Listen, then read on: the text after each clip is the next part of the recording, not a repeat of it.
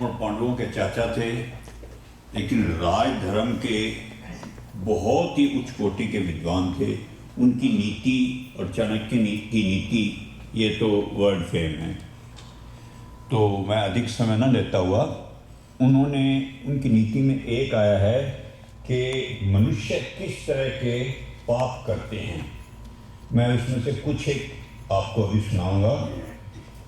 दूसरे के घर में आग लगाने वाला महापापी है। दूसरों को जहर देकर मारने वाला महापापी है। एक ही जगह एक ही पात्र में बैठकर मांस इत्यादि खाने वाला महापापी है। परोपकार कहते हैं, मतलब बाण बनाने वाला। या आप भी कहेंगे कि बाण बनाने वाला पापी कैसे है? ऐसा है कि पुराने समय में उस युग के अंदर जो बाण होते थे वो दो प्रकार के होते थे। एक तो जब वो बाण किसी को चुभता था तो वो बड़े आराम से निकाला जाता था, लेकिन एक बाण ऐसा होता था जो टेढ़ा होता था, जो कि शरीर के अंदर जब जाता था तो वो बाहर कभी नहीं निकाला जा सकता था। तो वो उस टाइम में वहाँ जो राज्य थे उन्होंने उसका बैन किया हुआ था। यानी कि जैसे आजकल भी जो अवैध हथियार हैं वो बैन थे। जो उनको बनाने वाला और प्रयोग करने वाले दोनों ही महापापी हैं। चुगलखोर पापी होता है। मित्र से द्रोह करने वाला, मित्र को धोखा देने वाला महापापी होता है। अन्यों की स्त्रियों के साथ रमण करने वाला महापापी है। गर्भपात करने और कराने वाले दोनों पापी हैं। गुरु तलगी, ये क्या है कि जब विद्यार्थी गुरुकुल में पढ़ते थे तो वहाँ जो आचार्य होते थे वो परिवार सहित वहाँ रहते थे।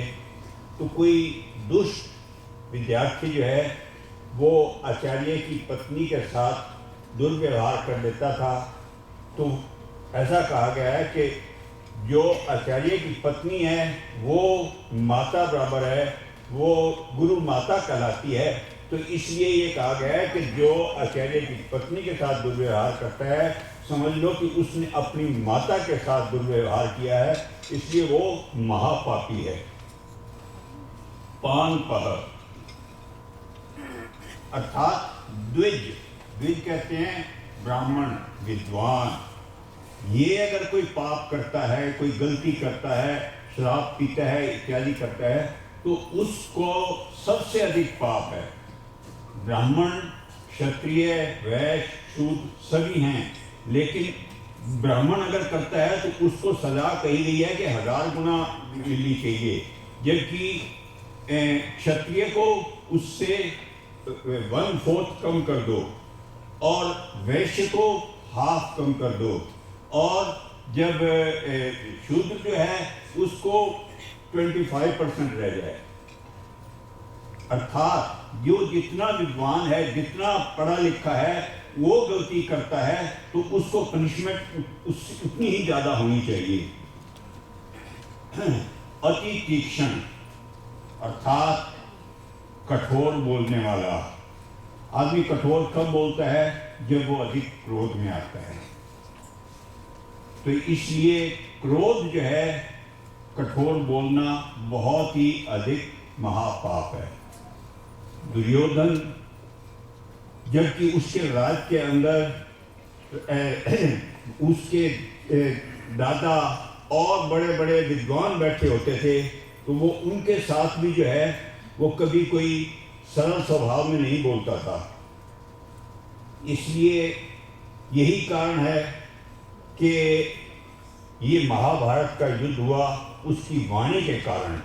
इस आप यहाँ तक देख सकते हैं कि जिस समय द्रौपदी को राज के अंदर लेके आए हैं, उस समय जबकि उस राज्य के अंदर उस समय पर बहुत बड़े बड़े पितामह और उसके साथ काफ़ी बड़े विद्वान बैठे थे, लेकिन किसी की ज़बान नहीं खुली, जिसका कारण महाभारत का युद्ध हुआ।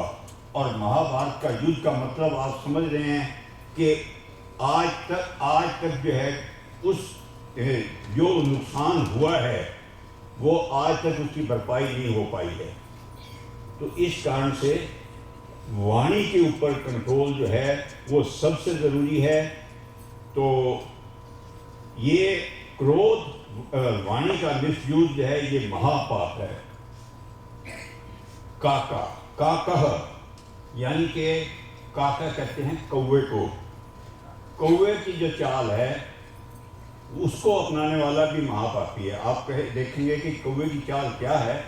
अगर किसी को चोट लगी हुई हो, कोई जानवर जख्मी कहीं पड़ा हो, बैठा हो, तो कौवा आकर के सबसे पहले उसी जख्म के ऊपर चोट मारता है, ना कि किसी दूसरी जगह पे। और इसी तरह से वो इंसान जो किसी दुखी आदमी को जहां उसका दुख है उसी के ऊपर जो चोट मारता है वो महापापी है। नास्तिक, ईश्वर को ना मानने वाला, वो लोग आजकल जो है कि बड़े गर्व के साथ आकर के कहेंगे मैं तो परमात्मा को मानता ही नहीं हूँ, मैं तो नास्तिक हूँ। अरे जो परमात्मा को भी नहीं मानते हैं तो आप किसी का क्या भला कर पाएंगे। इस कारण से नास्तिक जो है वो भी महापापी है। और भी बहुत अधिक हैं, लेकिन अधिक समय ना लेता हुआ मैं यहीं पे विराम। धन्यवाद।